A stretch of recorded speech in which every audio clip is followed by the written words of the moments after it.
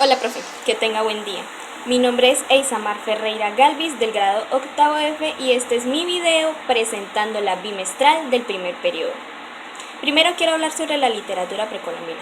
La literatura precolombina son textos narrativos narrados por los indígenas y transmitidos por tradición oral.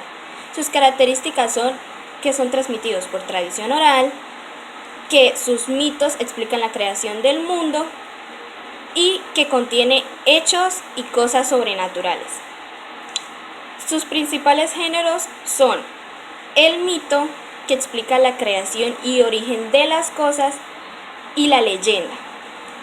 El mito se divide en otras clases, como por ejemplo cosmogónico, que explica la creación del mundo; teogónico, que explica el origen de los dioses; antropogónico, que explica el origen del humano; y etiológico, que explica la religión, la política y la sociedad, el origen de estas; y morales, que explican el origen del bien y el mal.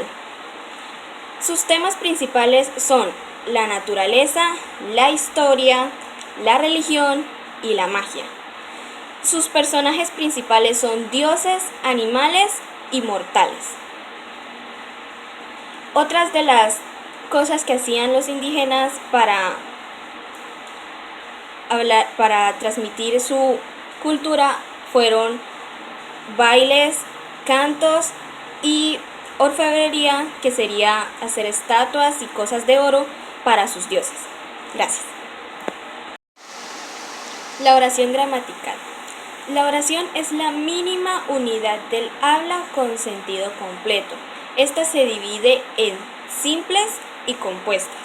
Las oraciones simples son aquellas que solo tienen un verbo conjugado. Ejemplo, ella baila.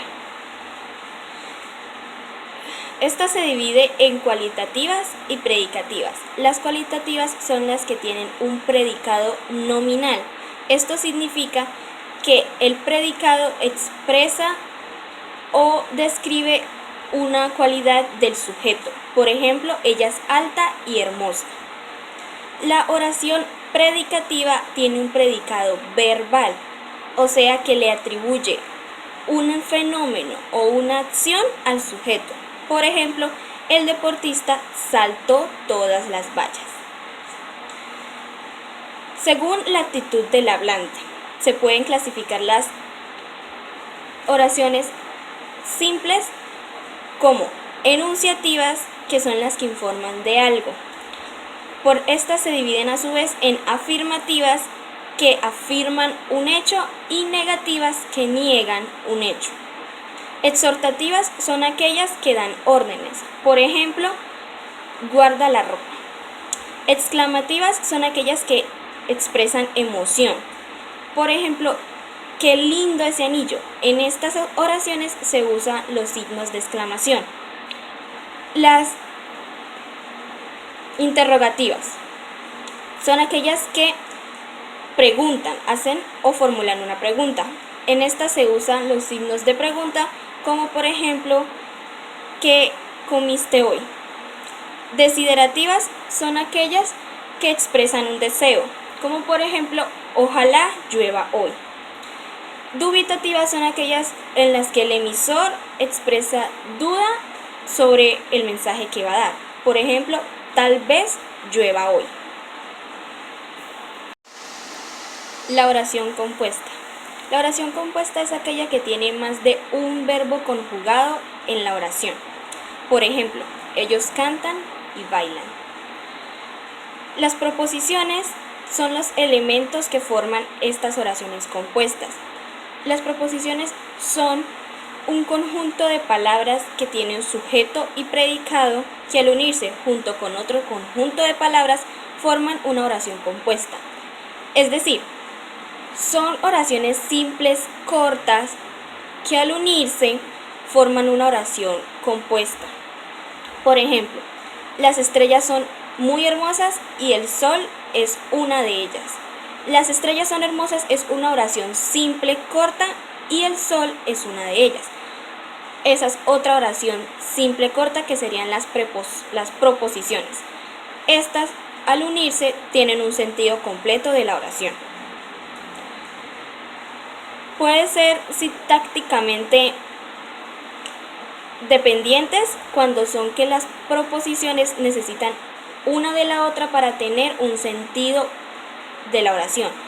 Como por ejemplo el ejemplo que les acabo de dar. Las estrellas son muy hermosas y el sol es una de ellas.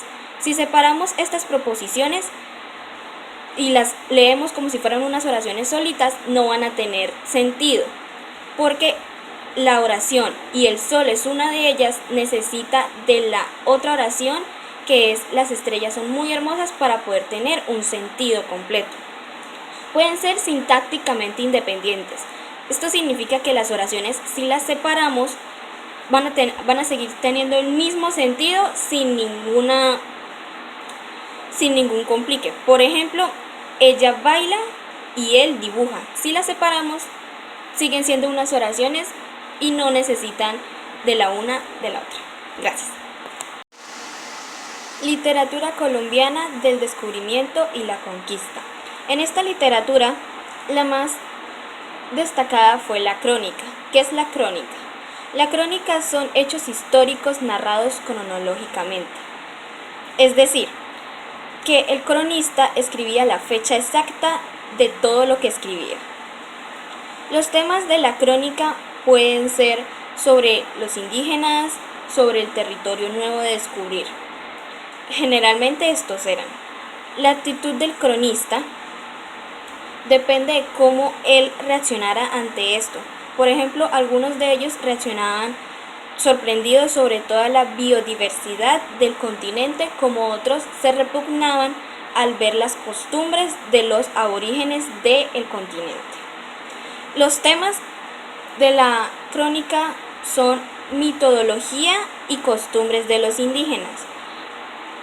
También son la descripción del territorio y hazañas. Estas hazañas eran lo que los cronistas hacían para un bien, entre comillas, pero este bien era para la corona española y no para los indígenas, ya que estos los maltrataban. Los momentos. Los momentos en la crónica se dividieron en 3. El primero fue cuando los cronistas llegaron, los descubridores, y empezaron a escribir sobre todo lo que les pasaba con espontaneidad y naturalidad. Cuando llegó el historiador eclesiástico, ese fue el segundo momento. Y el tercer momento fue cuando los indígenas y mestizos empezaron a escribir sus propias crónicas sobre la religión y las costumbres de sus pueblos.